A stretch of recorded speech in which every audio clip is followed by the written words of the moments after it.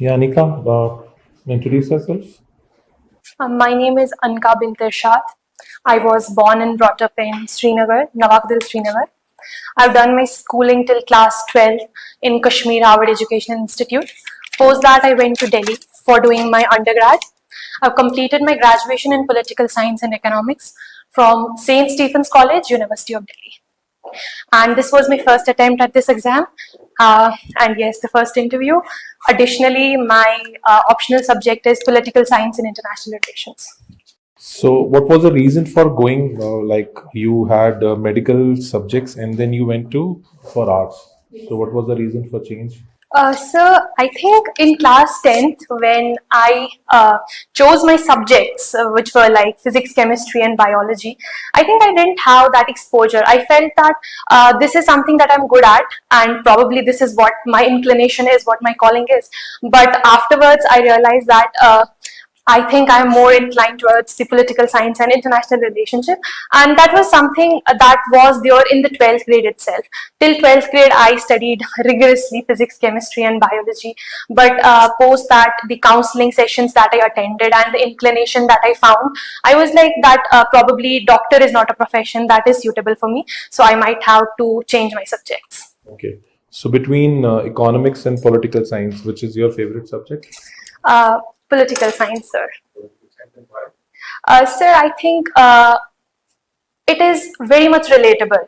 I can see it everywhere, and I can experience whatever I read in that subject. That is something I can relate to the most in and apply that in the geopolitical scenario. So I enjoy that. Okay. So, who is your favorite political thinker? Sir, I would say it would be Hannah Arendt. Okay. And why?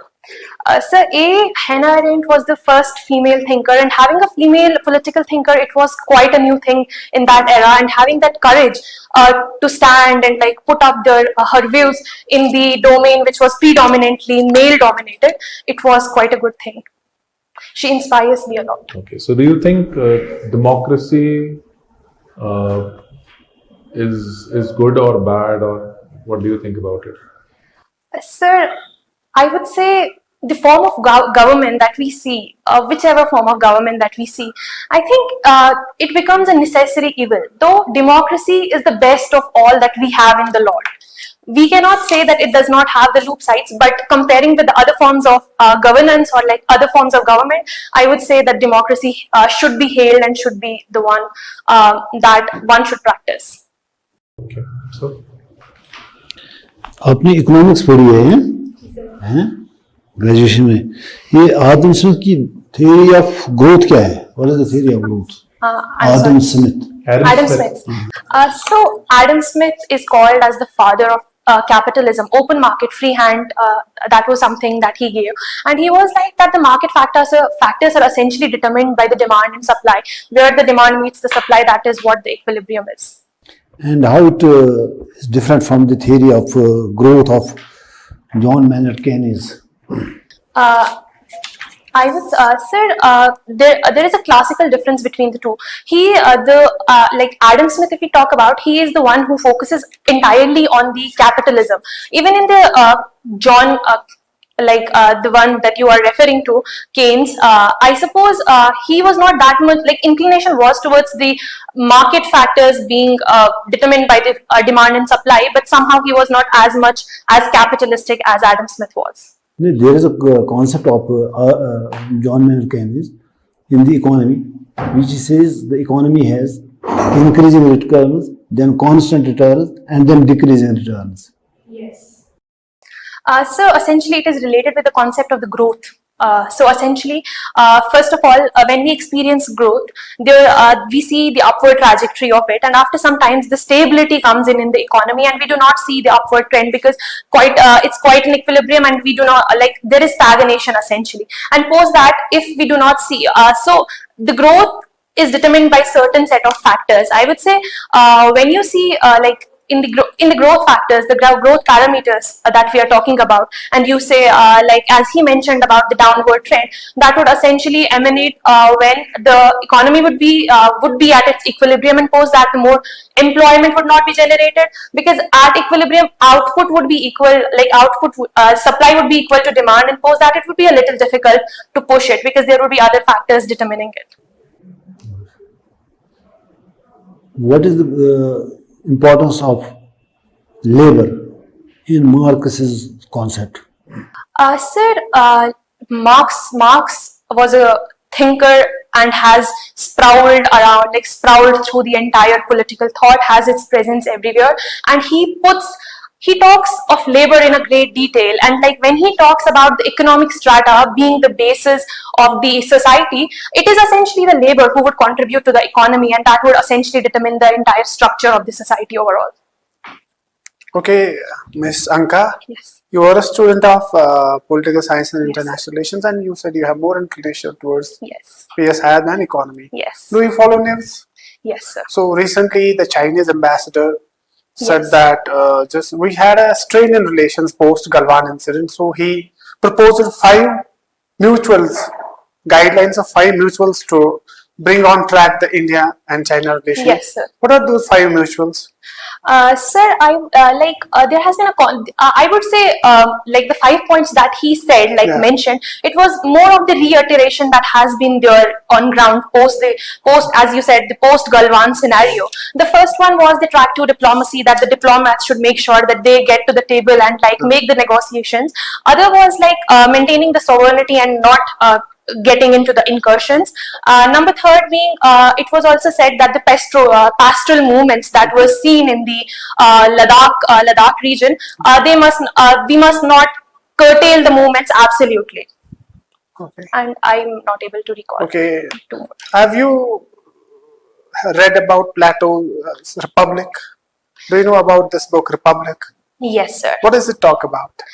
So the entire title of the book says Republic Concerning Justice. So the central theme of the entire book revolves around the justice. So it was essentially the justice concept that What he does wanted. justice mean to you, Miss Anqa? Okay, sir. Sir, I think a lot of scholars have talked about justice at quite of great detail. Justice has multiple dimensions, and a single definition could definitely not do justice with the word justice itself. But I would say justice would mean being fair to all, having that element of fairness that would sprawl on all the other arenas, which would be like if we are not able to pull a just society, all the other facets like liberty, equality, fraternity, they would all be affected. So I would say it is a supreme virtue. Recently Panama Canal has been in news. Do you know why? Yes, sir. There has been the ships are not being able to pass through it. Why? Essentially, Why there is is it? drying of the Panama Canal. Okay, that has let's been talk about calligraphy. What Yes. do you see is the impact of technology on calligraphy? Sir, I think with the advent of computers or AI in general now, or essentially we have seen there are multiple things like Canva. We can change the font to our, whatever we feel like, we can just change the our font towards that. So essentially, I would say there would be an impact on it, but the fact that the calligraphy and the lovers of art would always go for the handmade stuff than the one that is printed. So the love for it would always remain, the value of it would remain. Probably through the employment parlance, probably it would affect people who used to write in the calligraphy and that would used to get printed. So tell me, are there any rules or regulations that need to be followed in calligraphy? Yes, sir. There are. There are. Can you elaborate some of them? I would say, if we talk about the Mughal architecture, when they used to engrave the things on the monuments that they built, it was Nastaliq. That was the font that they used in their inscriptions and in the monuments they built. And there are certain other rules. There is a rule about the strokes. There is a rule about the way you hold the pen. There is the way of other things also. But there are different set of rules. Okay, so you are a student of economics also, and you seem to have a brilliant academic record. Yes. So recently, the Honorable Prime Minister proposed a global compact. Yes, What is sir. it about? So essentially, it was Global South, the compact that was. if I am right. I think that is Can make something a that you are guess. referring to.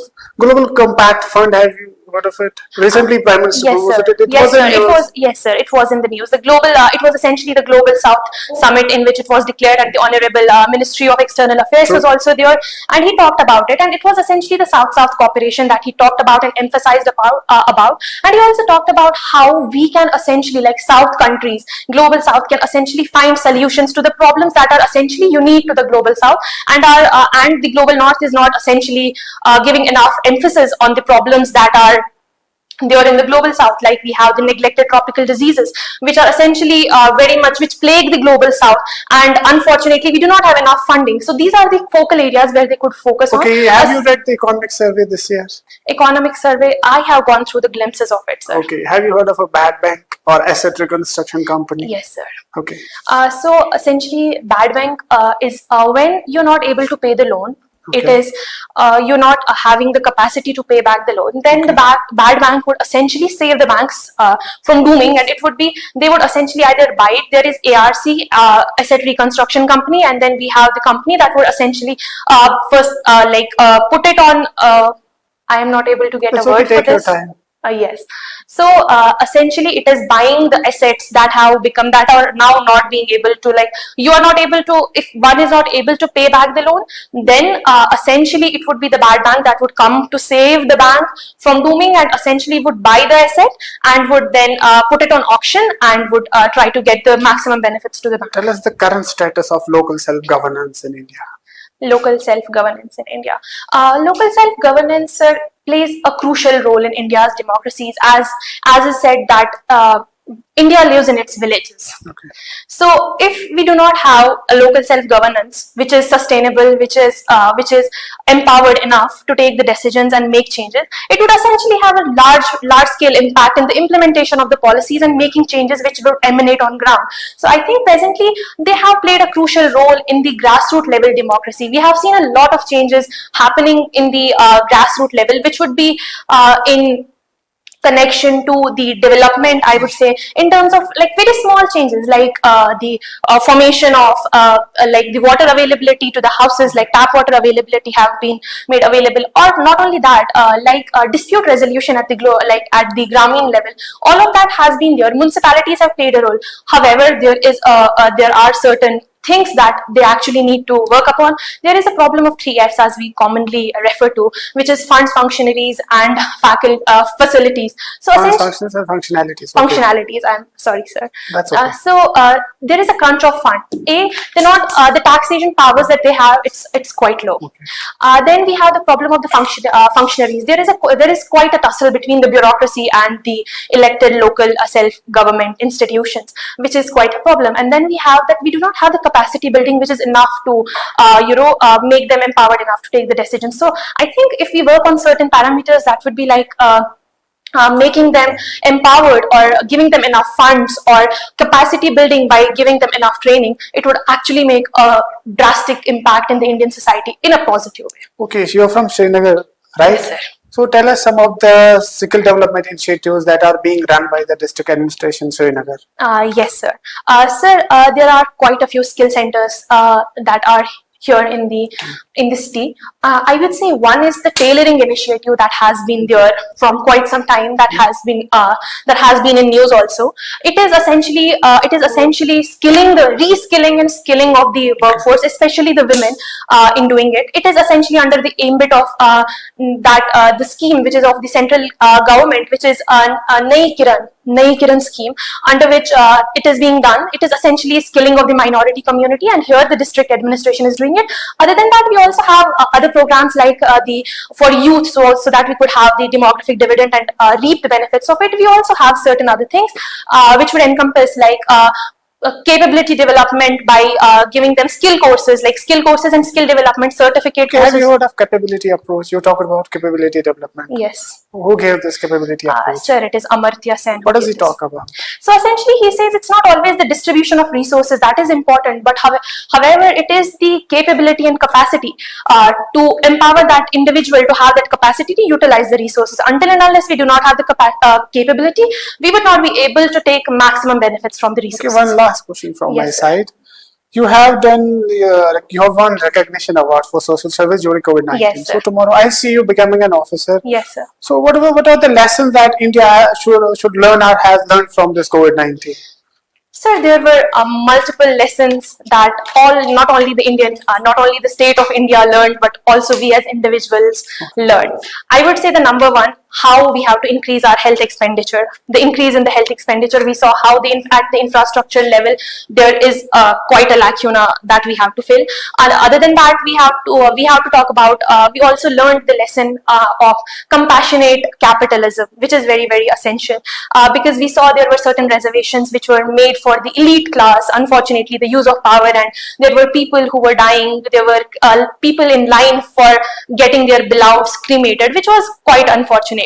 I think on all these parameters we need to learn. Other than that, compassionate capitalism in this in line through the parlance of the loss of jobs that happened during the COVID, we saw that how people were laid off, there was no social security. So essentially the social security factor was also there. Other than that, the food security that has to be taken care of, that was also one thing.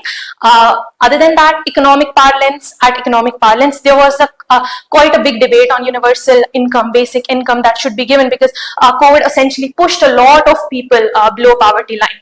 So I think these are the lessons. Thank you, sir. Anqa,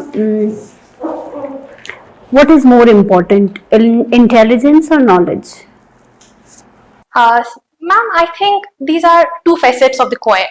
I would say they are complementary to each other. Intelligence in one place is a good thing. Intelligence could be a marker of one's own genius, which could be at individual level. However, the knowledge is something which reflects different dimensions.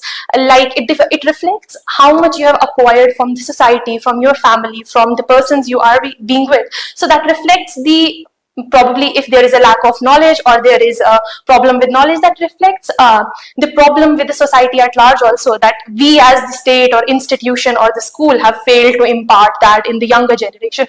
However, intelligence is something that is very personal and very individualistic and can develop at an individual level. So do you feel you're intelligent or you have knowledge? Ma'am, I think I am a student and would always remain. So I would try to acquire the knowledge to further my intellectual capabilities. All right. Tell me 3 situations where you would like to lose rather than win. If it would come to my parents and to see a smile on their face, and it is something that I would have to lose, probably at that point of time, I would give my arm and a leg and would lose it at any capacity. And number 2, if there is a problem of equity at that time, if I have to lose something to make sure that it gets to the larger benefit of the society, at that time I would be more than happy to lose that. Plus, I think if it's an ego tussle, then I would definitely lose that ego tussle with me. Thank you so much. I have a few questions. One is you are into politics and economic sports, and both are quite interrelated. So I want to know that there is a chance of a big depression or a recession coming. So I want like 2 questions in that. What happened in 1929, and do you think that a similar recession is going to come or not? It was the global depression, essentially the global economic crisis that happened back then, and it had the ramifications on the entire. What was the reason for that recession? Firstly, there were world wars that were, the World War was there, so that was something that emanated to it, and plus there was the Great Depression. It was a Great Depression period. There were social, economic and political reasons. What was the reason for that, apart from war? Apart from war, I am not able to recall it exactly. Have you heard about like economist who said that supply creates its own demand? Yes, sir. I have read this quote, supply creates its own demand, yes. So do you think it was related to that? Or you have not gone through that? I haven't gone through that. I will definitely want to read about it. Okay, so what do you think, that are we in similar position or not? I think times have changed. Every situation essentially emanates from the times we are living in. So this time we see geopolitical contestations. We see alliances. We see a lot of stuff going on. If we take the example of India focuses on its strategic autonomy. or there are similar initiatives have been taken by other countries as well to ensure that there is supply chain resilience. So I think the impact, of course, is going to be there because we live in a hyper globalized world and like it's a global village. Ramifications are going to be there, but I think I would say the impact at the level would be a little different because I can draw the comparison like the impacts on India. If we talk about it, could be layoff of the employees, laying off of the employees by the big MNCs, because essentially there are a lot of MNCs working here. Then there could be the effect on the supply chains. There could be. Okay, how, like, just a related question. What do you know about debt economy and how a currency created in a system? Can you please repeat it? What is debt economy and how currently the currency is created in a system? Sir, essentially, a currency has been used as a force not only of an exchange but of the manipulation in the world market. If we see, so I would say a lot of export and import that we see in the world is determined by the economy, and we see how the manipulation in the economy, like we just asking how currency is created in a system. Achha, how it's created in the system. So it is the central bank of the country which essentially creates it, and it has the powers which it derives from the RBI. It like prints that, but what is the process? So there is essentially the reserve, which along which we hook it to. There is we peg it to a certain parameters. What is the role of fiscal deficit in currency creation? Fiscal deficit, we have to. So fiscal deficit essentially does play a role in the. As you said, money creation, because if we if we print more money, it is going to impact and has an inflationary effects, and once we have the inflationary effects, it is eventually people are going to borrow more, essentially increasing the fiscal deficit, or government would have to come down on them and provide them with the. I'm asking what is the role of fiscal deficit in currency creation, not vice versa. Okay, sir. So fiscal deficit, and if I can get a moment to think about it, sir. Fiscal deficit.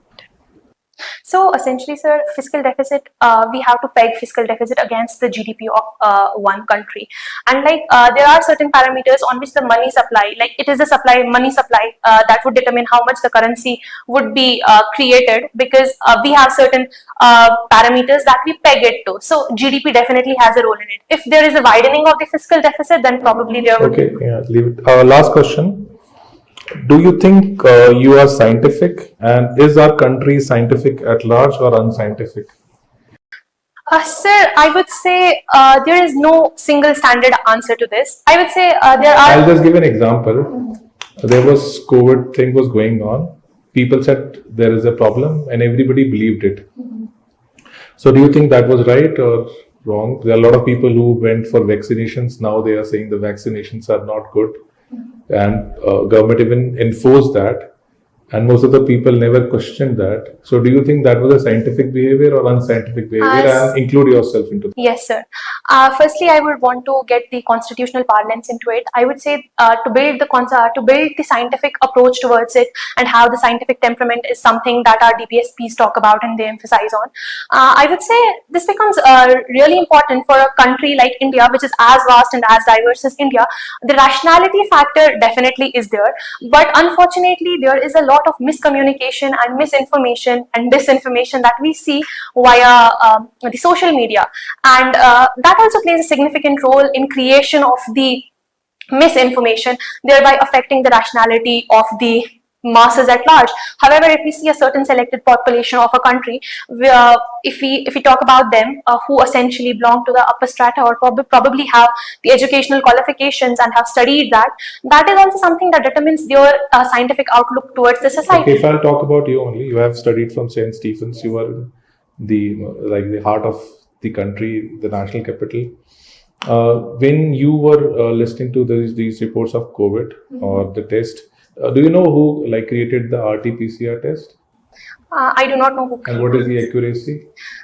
They said that it was 98%. You checked or not? I think I read it somewhere in an article with a 98.5% accuracy. Gary Mullis was the person who has created that test, and he said that this test cannot diagnose any virus.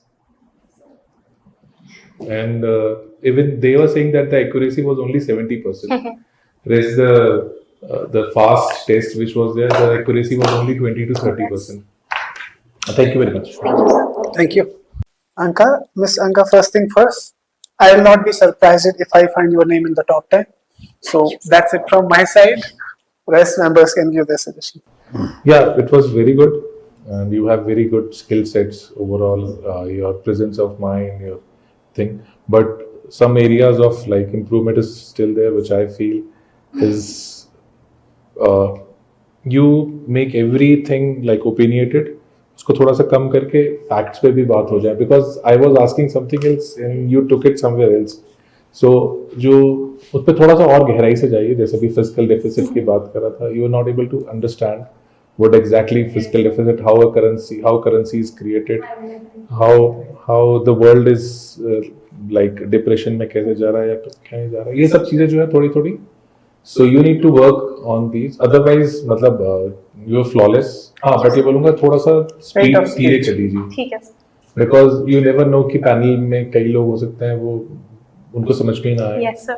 तो थोड़ा सा अगर आप थोड़ा सा ठहराओ. आवाज में कम नहीं करना है, ठहराओ. स्पीच कम करनी है. Yes, sir.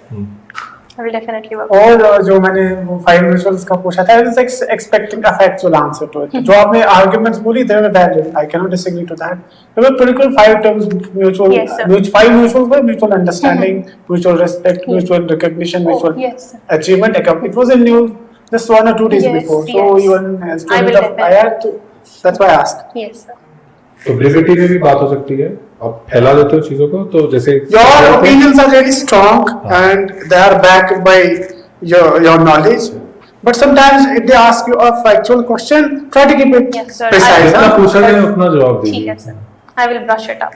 Anqa, you were honest, and you, I think I could feel that aura, good aura around you, Thank you. positive aura, and a confident one. So just work on the speed, as sir said. Yes. We don't follow you sometimes क्योंकि आप इतना तेज बोल रही हैं. So you have to comprehend the first thought. उससे पहले you are saying something else. तो थोड़ा सा ठहराव लाइए. You were very good. Thank you. I see you becoming an officer. All the very best. Inshallah.